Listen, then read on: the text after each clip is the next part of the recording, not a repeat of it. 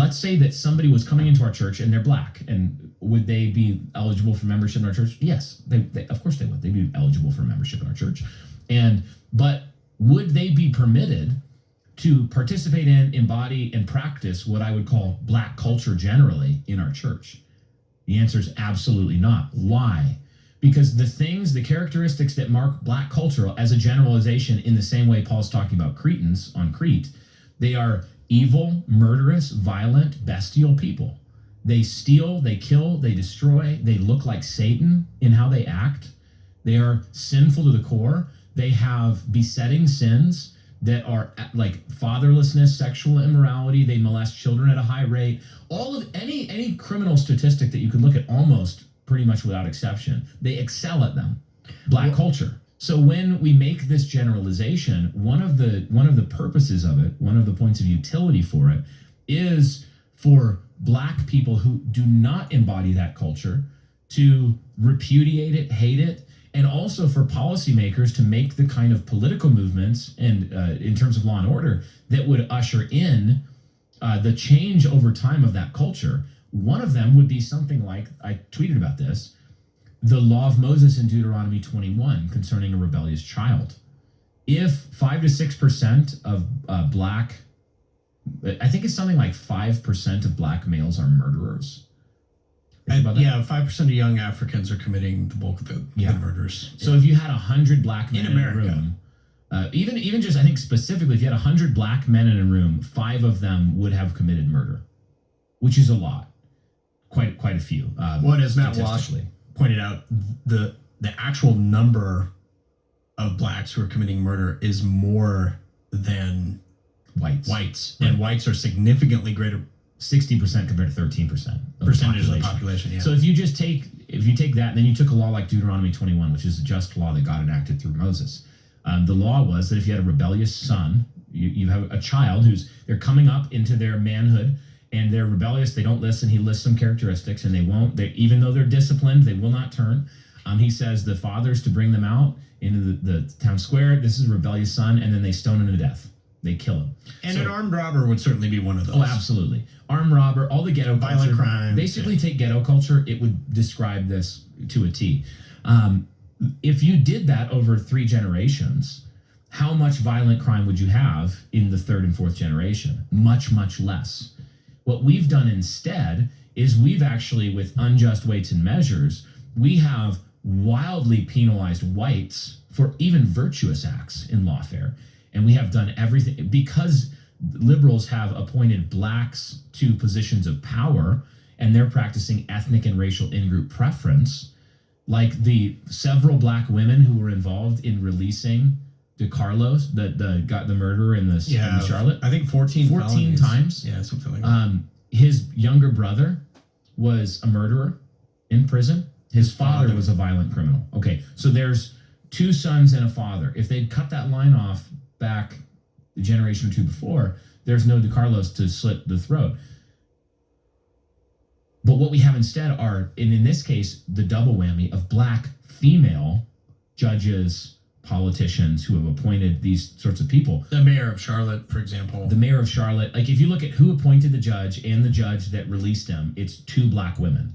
Okay. And what did they do? They said, oh, it's mental health, it's homelessness, it's this, it's that. It's not a criminal tendency of black males that needs to be cut off through the wielding of the sword by the civil magistrate. What's up, YouTube? This is James coming back at you with another informative video. I hope you guys are doing well out there on this beautiful midweek Wednesday. I'm doing pretty good myself. I revisited this particular situation right here with this far-right racist Brian Sauve and the other sub that's sitting in there, basically having a conversation, telling lies about young black men, committing crimes more so than white men, period, across the board. We know this is nothing but a bunch of damn lies, as the enemy likes to do, and point fingers. You see what I mean? That's what they like to do. When all the things that they're saying and reflecting on you, they are actually the ones that are doing those very things. Like this lady right here to your left. She says that white men are responsible for 90% of the destruction that's basically taking place in this world today. And it is. It is. So I don't know how this lowlife right here can fix his little nasty little raggedy mouth, you know what I mean, to say that, well, black men, young black men is, you know, the problem with crime and all that and what have you. It makes no sense to me. It's just like some sort of form of mental illness. And see, that's what envy does, you know what I mean? Now, the reason why he's doing this, and along with the other subs sitting up in there, because they are very envious of the real people of the book. You see what I mean? It's nothing but envy. And it's a Cain spirit. Their grandfather. You see what I'm saying? No, not their grandfather. Their father. I forgot. The devil is actually their father. For real. You understand what I mean? And he's talking about black people look like Satan. Well, I got a lot of the... I actually believe... Well, I saw Entity one time. And I wasn't able to actually get a picture of him. Okay? The Entity that I saw looked like him. Okay? It's just that he had these pointed stems coming out of the top of his head. Looked like Batman ears. You know what I mean? The character, the Cape Crusader Batman, he looked just like that. Okay? So I happen to know what this thing looks like, and he looks a lot like you. Okay? But it's just that his skin is probably about the color of the palm of your hand. And I'm talking to, you know, to our people. If you look at the palm of your hand, this is what the skin of that thing looks like. Okay? Number one. And like I said, he had stems look like horns, look like Batman ears coming out of the top of his head. You see? So I know what this thing looks like. You see, and he looks a lot like you. So you can quit with that lie right there too. But be that as it is, this lady finna set this record straight with the lies Brian Sauve, whatever his name is, he's telling. So without further ado, let's check that out. This is the man who shot Trump. This is the man who killed Melissa Portman. This is the man who tried to kill John Hoffman. This is the man who tried to kill Paul Pelosi. This is the man who killed an Obama-appointed judge's son. This is the man who hired hitmen to kill Democrats. This is the man who ran over a left-wing activist and killed her. This is the man responsible for the Austin bombing. This is the man who sent pipe bombs to Obama, Biden, and Hillary Clinton. This is the man who shot Gabby Gifford. This is the man who tried to kidnap Gretchen Whitmer. Oh, and this man. And this man. And this man. This man. This man. This man. This man. This man. And this man. This is the man who set Josh Shapiro's house on fire. This is the Oklahoma bomber. This is his accomplice. These are just a few of the men who beat police officers on January 6th. I can think of a few things they had in common, and it's not the way they use their words or their left-wing politics. 2. Killed 10 black people in a Buffalo grocery store. His motive was, quote, to prevent the elimination of the white race. The El Paso Walmart shooter, he shot 45 people, killing 23. He thought he was acting at the request of President Trump to stop the invasion. He also cited the Great Replacement theory. The neo-Schmatzi who killed 9 people at a black church because he, quote, had to do something. This is the Pittsburgh synagogue shooter. Motive was to stop white genocide. This was the Oregon shooter. Police found a manifesto where he went on a lengthy rant about black men. The Dollar General shooter, his motive was a hatred for black people. Despite previously being involuntarily committed, he was still able to legally purchase a weapon. Florida. This is the Oxford school shooter. His parents gave him a 9mm for an early Christmas gift when he was 15 years old.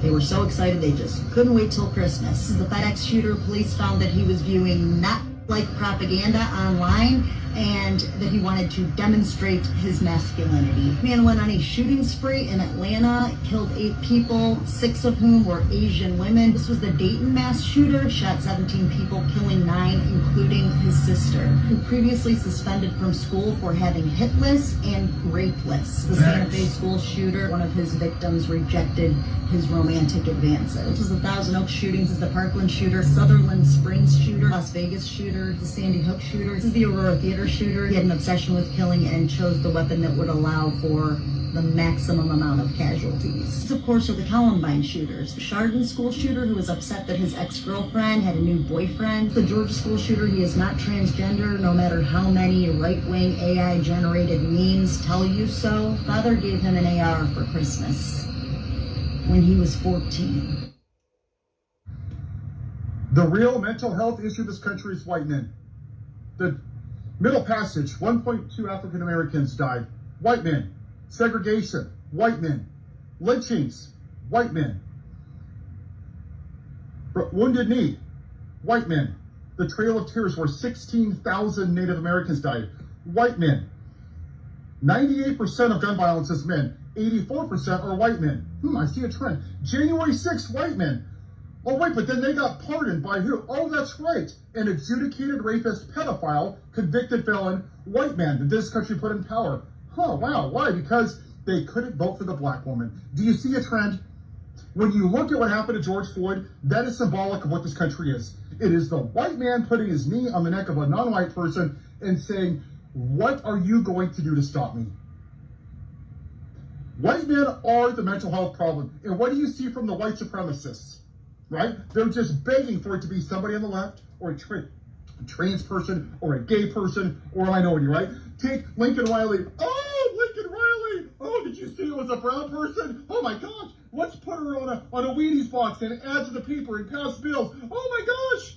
Right? What did you see with the racist podcaster? Oh my gosh, say his name on Starbucks cups. Oh my gosh, the white person. Oh my gosh, for once they felt like a black person. They finally got treated like garbage. Oh my gosh, oh my gosh, Jesus is coming, right? Because white people lost their shit. White men are the problem. They're a bunch of insecure little bitches with small penises and lifted trucks and beards and guns because they have no idea how to have empathy or basic human emotions. Because that's what this country has done. It has allowed white men to do anything to anybody with no recourse. Until we address the original sin of this country, the actual mental health problem, which is white men, we will never be a great country. Well, now, you see, Brian Sauve, you just got blew out of the water by people that look just like you, as far as your race is concerned.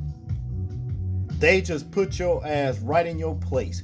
You see what I'm saying? With all your lies talking about black men this, black man that, and black women judges are the fault because they blamed it on homelessness, made up excuses for the crimes that they commit. What so do you have to say about what these two people right here, this lady said and that man said? Because it is the truth.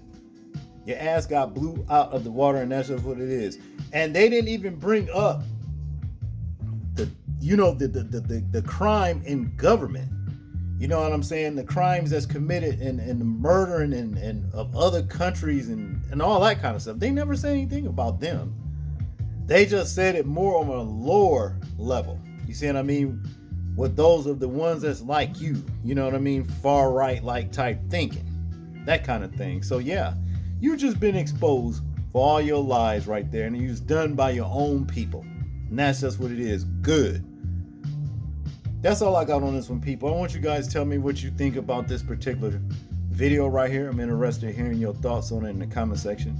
Make sure to like, share, and subscribe. And people, please remember to live your life as though we're being watched. Simply because we are. This is James, and I'm out. Peace.